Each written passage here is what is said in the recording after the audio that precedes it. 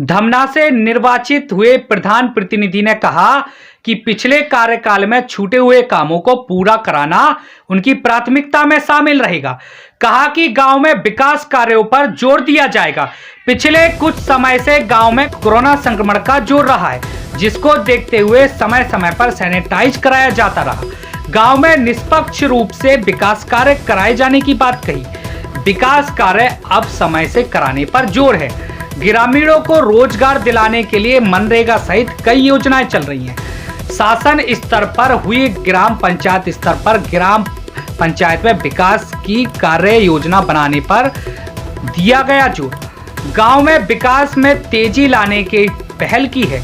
बताया गया कि ग्राम पंचायत को और मजबूत बनाने और गांव स्तर पर ही विकास की कार्य योजना बनाने पर जोर दिया गया और आगे भी दिया जाएगा।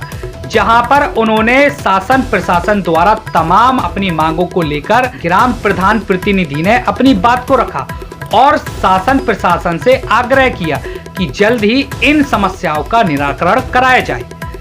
संवाददाता पप्पू झा की विस्तृत रिपोर्ट।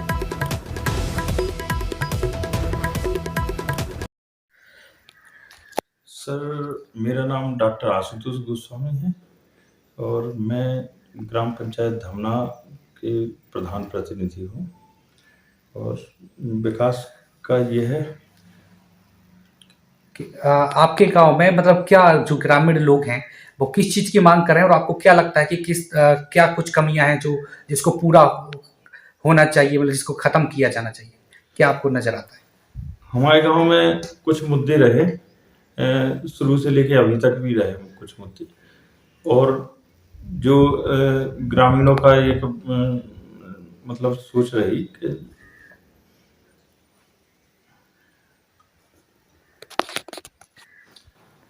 सर, हमारे यहाँ जो विकास की हैं कुछ कड़ियाँ हैं हमारे यहाँ जो मुख्य ग्रामीण विकास पे है।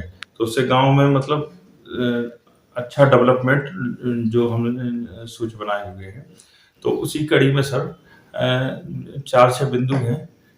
जैसे पहला बिंदु हमारा ये है कि जो हमारे गांव में अमृत सरोवर का निर्माण हो रहा है, तो वहाँ पे जो जाने वाली रास्ता है वो अति संकीर्ण रास्ता है।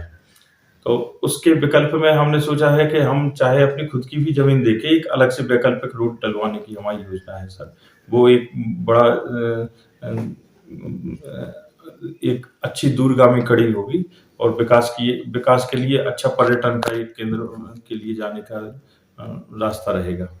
दूसरा ये है कि जो हमारे गांव में सीसी रोड पड़ी हुई थी, लगभग 15-20 साल के करीब हो गए उसको, और उसके बाद कई पाइपलाइनों में वो खुद गई और किसी भी ठेकेदार ने उस पर मरम्मत कभी नहीं कराई।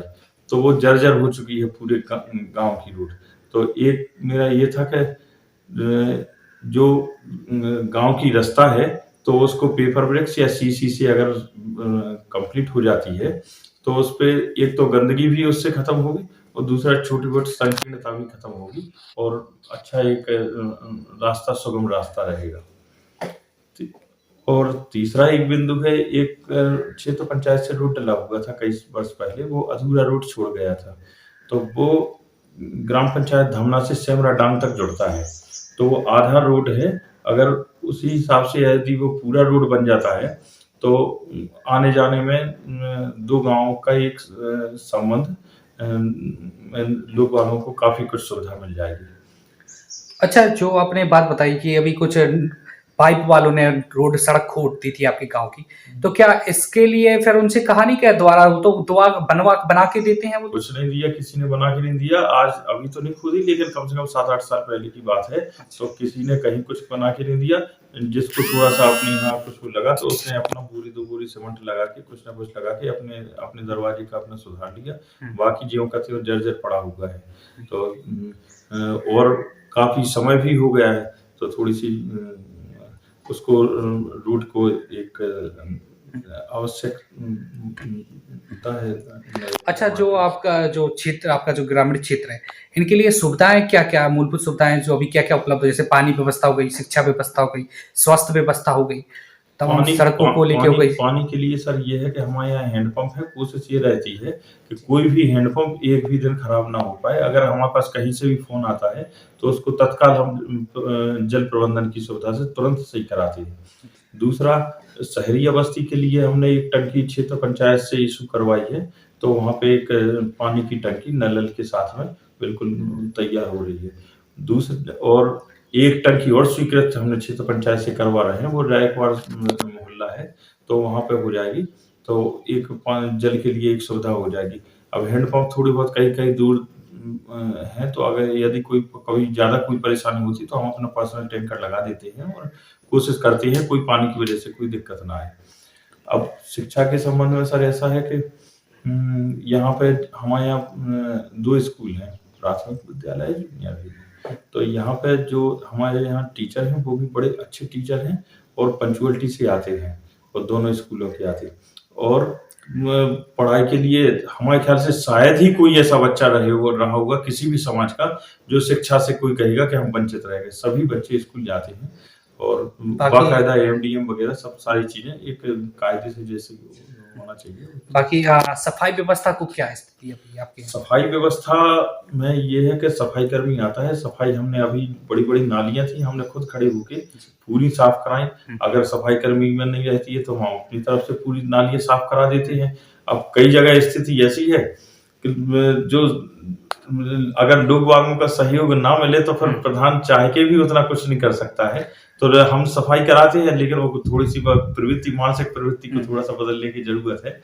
प्रयास करते हैं कि लोग वालों की घूरे जो न डालें, करते हैं, थोड़ा बहुत सुधार भी आया है। अच्छा, बरसात का समय लगने वाला है, बरसात होगी तो पानी भी पूरे में जाएगा, तो नाली को लेके आपके ग्रामीण क्षेत्र में, तो उसके लिए आपने क्या तैयारियां कुछ?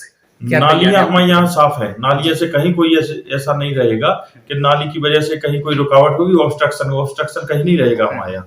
और एक आध लोग जो क्या है कि थोड़ा सा नालियों के ऊपर चबूतरे बना लिए या कुछ ऐसा हो गया, तो अगर कभी किसी ने कोई जमाने में बना भी लिए तो उनसे भी हमने निवेदन किया है कि भाई अपने चबूतरा हटाओ। मतलब कि आपने पहले से तैयारी कर रखी है, अगर कोई समस्या अगर कोई आती है। बिल्कुल सर, हमने उस पर कई जगह हमने खुद ऐसी जालियां लगवाने की हमारी योजना है कि नालियों के बीच में थोड़ी जालियां लगा दें, जिससे यदि ऑब्स्ट्रक्शन कहीं का होता है तो वहां के सफाई कर्मी होगा या कोई भी होगा लोकल बॉडी, तो उसको हटा के पन्नी अन्नी या जो भी है तो उसका सीधा पानी में रुकावट ना हो।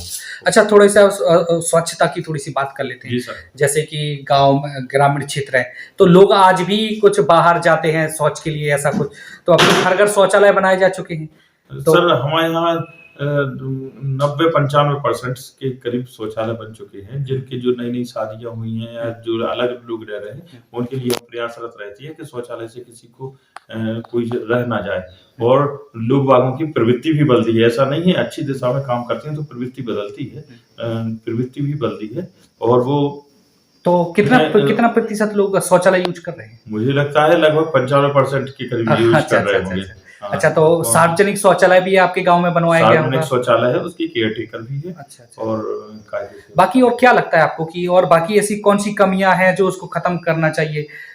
और जो मूलभूत जो सुविधाएं होती है, जो आप लोगों की जो जिम्मेदारी होती है, लोगों को सुविधाएं उपलब्ध कराना, शासन द्वारा दी गई योजना को लोगों तक पहुंचाना, तो क्या आपको लग कितना क्या आपका प्रयास है और क्या रह गया है जो कि शासन द्वारा जो भी योजनाएं आती हैं, हमारा ये प्रयास रहता है कि हमारे पंचायत से संबंधित जितने भी कर्मचारी हैं हम उनको बता देते हैं कि ये सुविधाएं हर जन तक पहुंच जाए। हमारा खुद का प्रयास भी रहता है कि एक आदमी तक सारी जानकारी पहुंचे, शासन की जो भी योजना है, और उसका भरपूर फायदा भी मिले, और खासतौर से पात्र कोई छूट ना जाए। हम प्रयास ये रहता है। बाकी और आप क्या लोगों को अब संदेश देना चाहेंगे आप? हमारे ग्रामवासियों से विनम्र निवेदन है कि अब थोड़ा सा स्वच्छता पे भी विशेष रूप से ध्यान दें हमारे ग्रामवासी, और स्वच्छता के साथ में थोड़ा सा जो अपने सामने की जगह है, अपने दरवाजे के सामने की जगह है, उसको संकीर्ण ना बनाएं, क्योंकि वही जगह आपके मकान की सुंदरता लाएगी, वो आपके मतलब आपकी पर्सनालिटी के लिए इम्प्रूव करेगी। ये नहीं है गंदगी में अपन रहेंगे तो गंदगी में जाना कोई पसंद नहीं करता है। तो जितनी अच्छी होगी, रास्ता चौड़ी होगी तो उतना रहेगा। और स्वच्छ मानसिकता से अपना काम करें, कोई भी भेदभाव नहीं है, किसी के साथ भी कोई भेदभाव नहीं है, सब एक परिवार की तरह है, छोटा सा गांव है, सबको लेकर चलती है। Admission open Bundelkhand university Pahalwan Guruddin group of college, पता हाईवे से बड़ी नहर रोड, पनारी, ललितपुर। हमारे यहाँ D pharma, B pharma, BA LLB, BSc agriculture, GNM, ANM, polytechnic, ITI, B.Ed, DLED इत्यादि कोर्स में एडमिशन ओपन हो चुके हैं।